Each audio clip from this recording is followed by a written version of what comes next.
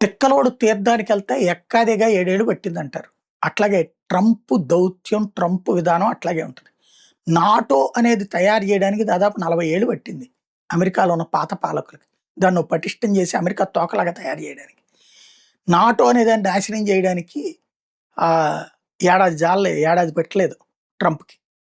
NATO దేశాల మీద మరోసారి విరుచుకుపడ్డాడు. నా వెనకాల యుద్ధానికి రాలేదు.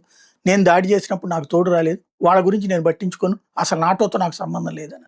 ఐక్యరాజ్య సమితితో కూడా ఈయనకి సంబంధం లేదు. నాటోతో కూడా సంబంధం లేదు. What next? అమెరికా ఇంతకాలం ఐక్యరాజ్య సమితి అని ఒక ముసుగును ముందు పెట్టింది.